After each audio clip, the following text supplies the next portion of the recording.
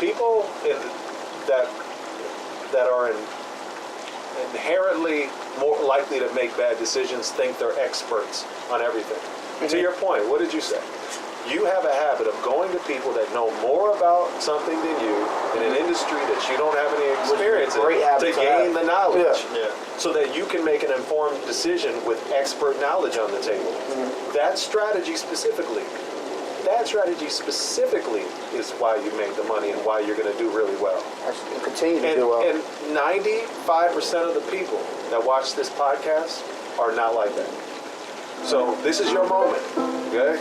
It really is. Give them a call to action. Huh? Listen to that. You don't know everything. If you've never bought a home, you're not going to make a good decision without experts. I got 99 problems, a couple of them.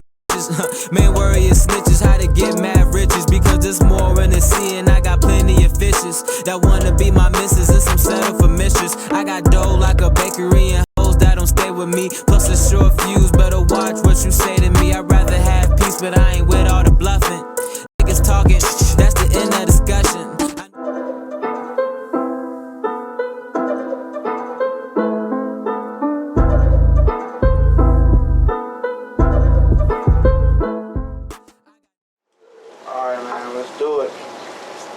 Special episode for y'all today.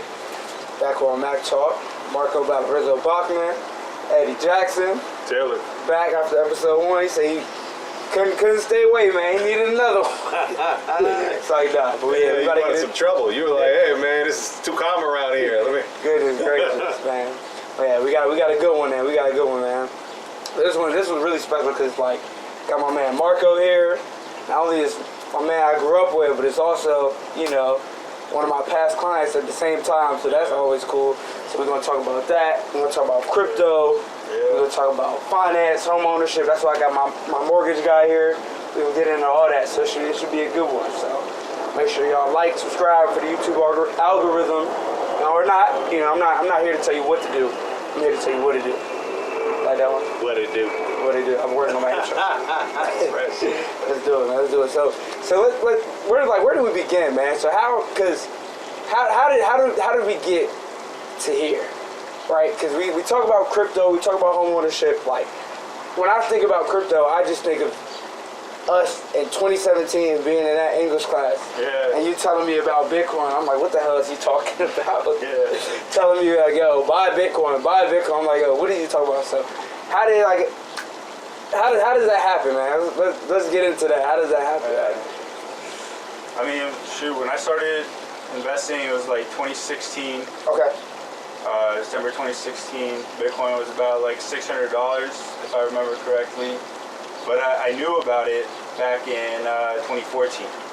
So that's when I started learning, like, you know, computer science, all this stuff, like what's the best way to make money, all that. Smart. And then that's when I started doing research on like up and coming technologies. Because like everyone knows, you know, like the new technology, like with the boom, like that's how you make the money, right? But over here in 2014, I have no money. Nothing to invest in. We were like 15 at the time. Nobody. Exactly. Some of us still don't, but it's cool.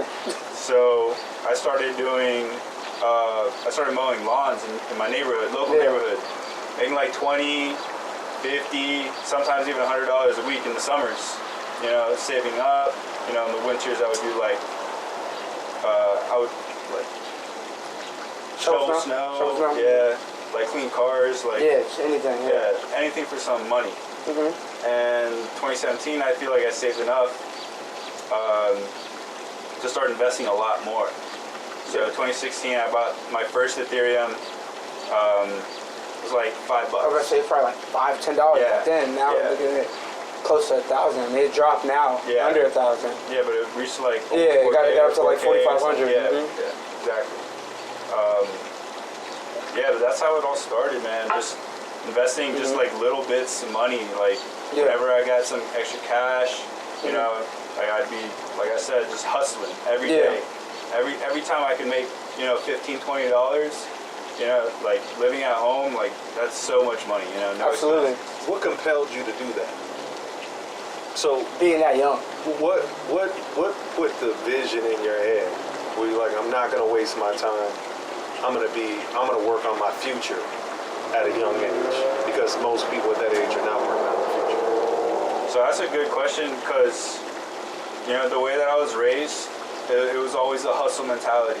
My dad, from when basically he came to this country to around like from, I don't know what year. No, but where did he come? Oh, he came from Peru. But I'd probably say around like 1990. Yeah. Came from Peru. What he started doing, he only had 2 days off out of the year. It was Christmas and Thanksgiving. And it's not because he couldn't work. It's not because he didn't want to work. It's because he couldn't work. They were closed. Yeah. He was a delivery driver. He was working 60, 70, 80 hours a week. Happy Father's Day weekend. Absolutely. Yeah. Cheers to that, man. Absolutely. He put in the work so I could have not the upbringing that I had, because it wasn't the best. Yeah. Because he was in real estate afterwards. And he got into real estate in around 2002-ish. And that's when he started, like, he was telling me he was making like, you know, 200 grand like a year, or 300 grand a year.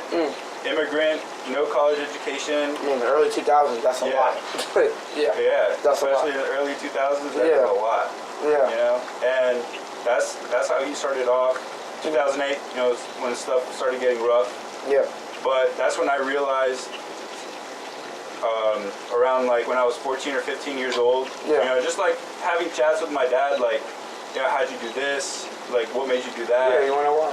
You know, just like knowledge. You know, Yeah. old heads, they got Yeah. knowledge. You know, I'm always just picking people's brains, always asking questions, always gathering experts from other fields that I don't know of, right? Yeah. Like, hit up Marcus. I'm like, hey, Marcus, how do I get into real estate? Absolutely. You know? Absolutely. And that's just how it like sort of progressed into Yeah.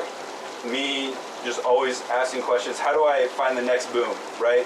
There was 2005 to like 2007. I was when real estate was skyrocketing, right? So I wanted to find my next boom. You know, so I found Bitcoin, Ethereum, just a new technology of blockchain. Yeah. Yeah. Yeah, and like, I mean, like we said before, like we were talking about this in like senior year of high school, back when it was worth, you know, back when nobody knew about it. So Exactly. saying we don't got to talk about it on camera. Obviously, from 2017 to 2020, you've been buying it back then. Yeah. You know, we don't got to get into the details, but that's crazy. So just to go off of what you're saying, we could touch on just how do you make that, like what made you want to make that transition from cryptocurrency to real estate, right? Because that's like you have the investing world, right? You made your money in crypto. A lot of people that get that much money that young usually do something stupid and blow it off. But obviously you didn't. You know, you did the right thing. Yeah. You bought a house, got a car, got everything situated. Probably gonna buy another one soon. Yeah. So how, like, what made you want to make that transition from cryptocurrency to real estate? Because a lot of people, like, when they see this title, how we're going to title the video, you know, how I made you $30,000, like, they're gonna think it's a bluff, but it's really not. Yeah. Right. So how do you get from crypto to real estate and then just getting into being a homeowner at 23? So the end goal has always been real estate since I was a kid. Real estate, that's just old money. There's a reason why real estate has been in business for so long, right? So the way I was looking at crypto was an accelerator to my end goal, right? So how do I make quick money? You know, what's the trend? Yeah. Bitcoin.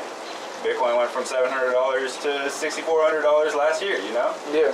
So that's the reason why I started getting into crypto.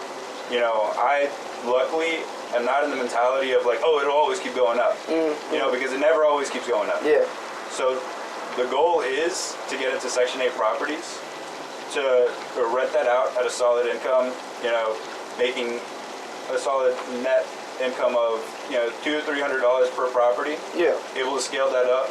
You know, you make that, you know, 2 to 3 properties my first year, 3, 4 properties the following year. Slowly build that up. Get into, you know, making, you know, $1,000 passively, Yeah. $2,000 passively per month. That's the goal, though. Yeah, nah, that's I mean, that's awesome just to have Yeah. that mindset, you know, that young. I mean, there's people that are close to 80 days that don't even have that. Yeah, you know what I'm saying? So it's like that's dope. So then we could just touch on just how we actually got to that number of 30,000, right? Because the appraisal and how houses are valued. So that's why I wanted to bring you on this one, because obviously, you know, you're our mortgage expert here. You're my go-to guy. So why don't you tell people at home that don't really know how houses are valued, right? How us as realtors make the CMA is the competitive market analysis, right? And then you have the bank that comes in and says that kind of confirms what the price is, right? Because in Marco's situation, they gave him an X amount of price, and we came in, got the house for X amount of amount, and then they said no, the house is actually worth $30,000 more. So that's how we got to how he made $30,000 by buying a house. So why don't you explain to people what the appraisal really is and what that means? And I should point out, because that number were associated with buying a house, what makes it unique is you made the money immediately at the time of purchase. Absolutely. So before you acquire at acquisition of the property, which is usually 30 to 45 days from the time you win the contract, you're up 30 grand. It's like a signing bonus, right? Yeah. So the way an appraisal works is the mortgage company hires a neutral third party to go out to the home and find homes like that one, as similar as possible to that home, that have sold within the last 6 months, within a mile, half a mile radius. The distance depends upon how urban or rural the area is. And basically what happens is the appraiser, their job is to find 3 homes that are as similar as possible to this home and extrapolate the value of the subject property based upon what those other 3 homes is sold for, adjusting for things that might be different. One's a little bit bigger, one has one less bathroom, whatever. So there's a specific formula. When you buy a home, you do get a copy of your appraisal. Yeah. You go to page 3 or 4, and you'll see what are called comps. Yeah. So if anybody uses the term comps when you're talking about real estate, it's talking about comparable sales. So that number changes as time goes on. To your point, nothing goes up infinitely, but I think the power of buying, the power of real estate is, if you look at the history of home values, specifically, if you're looking for an indicator that home values might go down, you're usually going to look for a recession. And generally speaking, with rare exception, even in recessions, home values stay steady. Yeah. And we could even go on that for hours. It's just the fact of the matter, people are still waiting on a crash, right? Yeah. That's just not going to happen. Like there's a correction and there's a crash, especially where we are in Northern Virginia. Like, you know, we talk about all the time with inventory, supply and demand. So what would you guys say to somebody that's still like waiting on that quote unquote crash for 2008 to happen again? The most important thing, number one, is independent of the noise.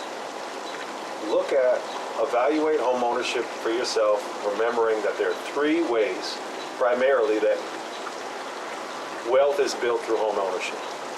1, home appreciation, home going up in value. 2, your tax deductibility benefits. 3, factor in that as you pay your mortgage, unless it's an interest-only mortgage, your balance is going down. And if you compare what happens with your money when you buy a home to your alternative, not buying a home, then there's no decision to be made. Like, the numbers will tell you what to do, even at 6%, even at 10%. Yeah. Because the fact is, the supply-demand derives price. We cannot build homes fast enough to keep up with the demand. No matter what rates do, that won't change. Yeah.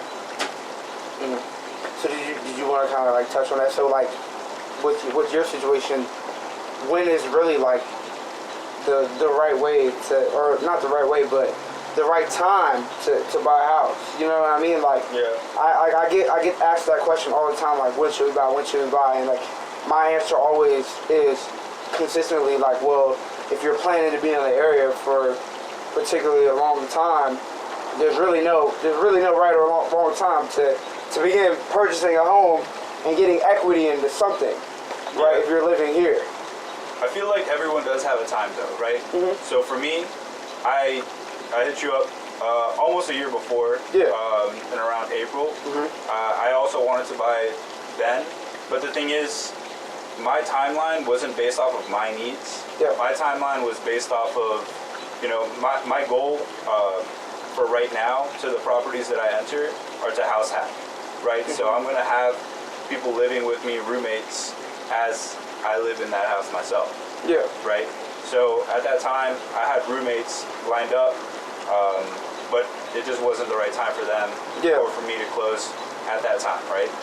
So I waited a little bit longer, had someone reach out to me saying that they wanted to move out, and that's when I realized that's another opportunity for me to, level up my, income, or just acquiring more assets, stuff like that, making sure that I'm, in a comfortable place financially, and having someone else that is also in a comfortable place financially.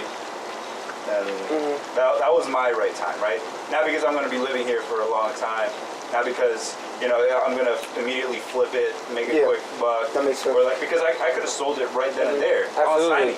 Absolutely. I could have gotten out with 30K cash. Yeah, absolutely. You're right. But I didn't. We should point out that when you sell a home, there are closing costs, so which you're factoring in. As well. Right, and you talk about taxes. You're paying property taxes. Yeah, reality probably would have cost like 5K. So it's expensive to buy and sell, but point taken. I should also point out, when we're talking about timing, and I should say on camera while we're talking about home ownership, I bought a home 7 years ago for $550. That's worth $900 now. And I own 2 other properties. I'm a landlord. I got a property on the water. I've helped 950 families buy homes over the last 16 years. I can tell you definitively, if you can buy something that's going to be more expensive a year from now, unless there's something offsetting that, you're better off buying at that moment. Yeah. Homes went up in value by 20% last year. Okay, so that means a $500,000 home is worth $600,000 this year. Like maybe something that happens over the course of 12 months makes sense to pay $100,000 more over that 12 months later. But you have to speak to a professional, get all the information in, if you can, and then make the best decision for yourself with all of it on. So if you have a roommate, if you've decided I want to keep my bills low, that's one of my ways of managing risk. By keeping my expenses well below what I can afford. Then it may not make sense to take the risk to get on some future home appreciation, but risk scuttling the ship. So it's personal. It depends on your situation. No, absolutely. Because I mean, when you kind of just think about, I guess, we talk about timing and when would be the right time, but also just a lot of people that waited for that quote unquote right time priced themselves out of the market. Like you said, going up 20% in value, right? A lot of people, 500K was like, all right, they had hopes of getting that house for right around 500K, but they waited so long, waiting for prices to fall. Now that house that you wanted is 600K. Now you're kind of having to settle and make a decision that you didn't really want to make because you had to wait, because you waited. And we knew, like experts knew, home values were going to go up tremendously because it had been discovered that we hadn't been building enough homes for 10 years. Experts also knew there wasn't any room for rates to go down further and they were going to go up. So people that make decisions like that, normally it's not with all the information on the table. And what I found about people is everybody, it's not everybody, people that are inherently more likely to make bad decisions think they're experts on everything. To your point, what did you say? You have a habit of going to people that know more about something than you in an industry that you don't have any experience in to gain the knowledge so that you can make an informed decision with expert knowledge on the table. That strategy specifically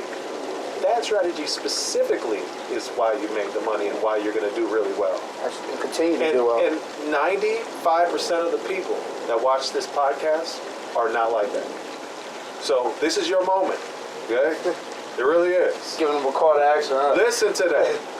You don't know everything. If you've never bought a home, You're not going to make a good decision without experts. And it's Get hard. the information. It's hard, like Yeah. hearing it Get the from us, information. because like it's always great because we can hear from you because Right on. we obviously we get a paycheck out of it. So whenever I tell somebody to buy a home, it's always like you're trying to make commission, but it's like it's a bias, but it's like bro, I can't stress it enough like how important home ownership is. Just ownership in general, owning something. Own your car, Right. don't lease it. Own your home, don't rent it. You know what I mean? Like you always want to own, right? Mm-hmm. So like so for you, like what is, so all right, so you said end goal is real estate, right? Where do you see yourself? I would say, I hate to ask the question like, where do you see yourself in 5 years? I feel like that's so corny. You know what I'm saying? But like, so I kind of want to like tweak it a little bit. So like, where do you kind of see what is the end game for you look like in real estate? Is it like owning 10 or 20 properties or something like that, or the Airbnb route, the house hacking, like you said? Like, what does your end game look like for you? I want to reach 1,000 Section 8 properties, for sure. Yeah, that's definitely what my goal is. Owning 1,000 properties, investment properties, right? Maybe I'll have a vacation home here and there. Just for fun. Live a little, man. you got to. That's my old man Absolutely. advice. Live a little. Yeah. Live a little. Yeah. Go hard and live. Yeah, that's definitely my goal. 1,000 properties. It's just like there's no real reason after like probably 50 properties. Yeah. But after that, like, what's there to do if you don't have a goal? What are you gonna do? Absolutely. Yeah. Like, go ahead. That was key. You always tell something. You can always tell something about a person when you ask them what they're trying to do, and if they deliver a definitive number, it means that they've given their goals some thought and they're driving towards something specific, and as a result, they're much more likely to achieve it. Yeah. When I can't tell you how many times I've met, it's called people in business that are self-employed, real estate agents, mortgage people. One of my first questions is always, so what are you trying to accomplish? Yeah, What's your goal? How much money do you want to make? What's your goal? And then how are you going to do it? What are your strategies? Yeah. When I hear, which is 99% of the time, I already know. You can't lie. I already know. You're hoping. Yeah. You weren't ready for the question. You can't lie to your lender if they see your bank. Well, I mean, just as a successful businessman, Yeah. I made $1 million W-2 in the last 2 years. Absolutely. I'm a successful businessman. For sure. I know what it takes to be successful, and I know how to pull it out of other people right away. The question you just asked, if a person can't ask that question, they got soul searching to do. They're not ready. They haven't given a lot of thought. When a person answers it right away, then it means they've already given You're the already thought. thinking about it. Yeah, He's stay already- close to people like that is what I'm saying. already 10 Proximity. steps ahead, Get as many yeah. people around you as possible. Yeah, like when that he, know what they want to yeah, do. like when he hit me up talking about home ownership, it was no. The great thing about working with him, it was no coaching. It was no. He already knew. Like he probably knew He more decided about what it he than I wanted did to at do, the time. You know, so it was like yeah. it was no. I didn't have to tell him like, bro, you should do this. You did like he came to me with a plan in mind. He's like, yo, this is where I want to be. How do I execute it? You know. So it was like just a matter of just getting it done, and we got it done. We're gonna get it. You know, we're gonna continue to get it done. You say you want to buy more houses. Yeah. I already told you I'm always gonna have a real estate license, so you always gonna be able to come to me for it. Eddie's always gonna be a lender, you know. So you always gonna have people in your circle that's gonna be able to help you out. So that's always gonna be great. But to jump back to cryptocurrency, because I think a lot of people want to hear. I feel like cryptocurrency is almost like a very appealing topic. More appealing to people than home ownership. Because people want quick money, right?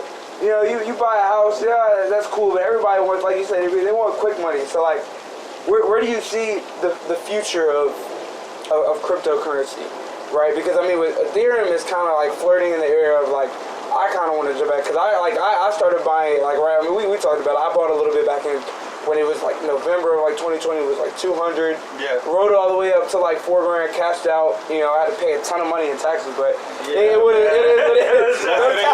Those taxes, The less than a year taxes. they hurt. They hurt. Yeah, man. I saw that hurt. That It's hurt. like 40%. Oh yeah. Yeah. That hurt. That hurt. Yeah. I didn't hold it. I cashed out. I saw the amount. I was like, oh yeah. Yeah. Okay, but so where do you see like the future of it, right? I mean, that's a great question. Personally, I feel like it's going to keep on going up just because it is a new technology. Yeah, it's it's a commodity. If you look at companies like Amazon, Google, Microsoft, all of these companies are like search engines just in general. Yeah. Or like e-commerce just in general. Or even like operating systems just in general. You don't even have to name a company. Like these companies, they started something so early and they were able to develop something over the past 20 plus years. Oh yeah. You know? You look at Amazon for e-commerce, they started selling books. Mm-hmm. You know, you look at Bitcoin on the blockchain, it's only a mathematical problem. That's all it is. It's just the basics, you know? Just like something is transferred to something and it's documented. No one can change it. Like it's revolutionary technology. I mean, it can be implemented into every single day of our lives. Yeah, because like it's almost like, I mean, it's not like owning a home, but it's an asset. It's a commodity that you have. Even more than that, like you're going to see this. So I didn't say this, but I've studied this quite a bit. I've invested quite a. I'm gonna. Yeah. So one thing to look up is Bitcoin halving. Yeah. Right? So the next one's 2024. Yeah. If you look at the history of what happened at Bitcoin halves, He knows. Yeah. There's a pattern. This is my crypto But right also we always have to say that I'm not a financial advisor, not qualified to give any advice on that. Yeah. But look it up. Research Bitcoin halving. Also, if you look at there's a term and it's called trustless contracts. So we're in a trust system. When you go get a mortgage, you're relying on processors to do their job, loan officers to do their job. There's a human element where something goes wrong with somebody, everything falls apart. And these new crypto technologies are creating opportunities for trustless contracts. So you sign the contract immediately. It's done. It's executed. There's nobody. Go ahead. Is that the smart contracts? Is that what he's talking about? Okay. Yeah, the world's going to change. Yeah. And which makes this a really great topic because I imagine somebody's going to see this and become aware that the world's changing under their feet and it's time to start reading. Stop watching Netflix. Stop watching Netflix. You should have been reading. Start reading something. The world's going to change on you. You should have been reading back in 2020. Start now. That's when my eyes opened. 2020 happened. I was like, I gotta start picking up some books, man. I gotta start picking up some books. But so, a question for you then: How close are we to acquiring a home using Bitcoin or Litecoin or Ethereum? Like, how close are we to that? I mean, yeah, it is happening already. People are doing cash purchases, being like the primary financing, like no more of. All right, I'm gonna take $50,000 and put down on the house. You know, that's gonna be my down payment. When how close are we to coming? Like, hey, like I'm gonna give you one Bitcoin for a down payment. How close are you? Like, you can being the primary though. You know what I mean? It's just adaptation. So you have. So if you look at what the banks have put into Bitcoin in cash, hundreds and hundreds of millions of dollars. Tons of money. Whole countries have taken over Bitcoin as a method of currency. It should tell you everything you need to know. When they're investing that much money in, I promise you, they feel they're not wrong. Yeah, they're not. And if you're at home, right, and you think you know more than the banks know, then this is what I'm talking about. Speak to the experts. Find an expert about this. But the timeline, it's just about fear. But if you look at any change in history, I bet you when they came up with the car, everybody was afraid. But what do you feed it? It doesn't eat grass. How does it? You can't talk to it. You know what I mean? Nobody wanted a car. Any change. Any change. They're like when video games happen. It's the devil. Airplanes, everything. So it's that. It takes society a bit of time to adapt, and that's where the opportunity is. Bitcoin was affordable because people are afraid of it. The people who aren't crippled by fear. It's okay to have fear, but know what your fear does for you and against you. Fear doesn't help you with financial decisions. Facts do. Facts, not fear. You work really hard for your money. Right? You didn't make your decision with fear. You went and got facts. You got facts. Enough facts to feel comfortable with what the risk was. I bet you had. You knew how to get your money out. Should that happen? But you weighed the risk. People want to run with their emotions and skip the hard work of research, and that's poor execution. Yeah, it's gonna hurt you. We're getting a lot of facts here, man. People just. I hope y'all taking notes. Write this down. Like if you just take like the 5-6 gems that we dropped already and change your life with those. Yeah. Just apply those to your life. You can do so much better. You really Yeah, that's. I mean, I'm talking about all the time. That's why I really want to start the podcast and the platform instead of people DM me on Instagram or whatever and asking me how to get in the home. I'd rather make a video, tell you about it, right? Have somebody that literally worked with me and bought a house through me and tell you himself, you know, because it's like it's hard for you to hear it from me because it's biased. You just go and see a paycheck. You know what I mean? Do you know what one of your special gifts are? I learned I can refine it a little more every time I'm around you. Yeah. You're a conduit for conversation. Thanks, sir. You are. You're a conduit for conversation. I like to talk. Well, I mean, you don't just talk. You get other people talking. Mag talk. I hear you, man.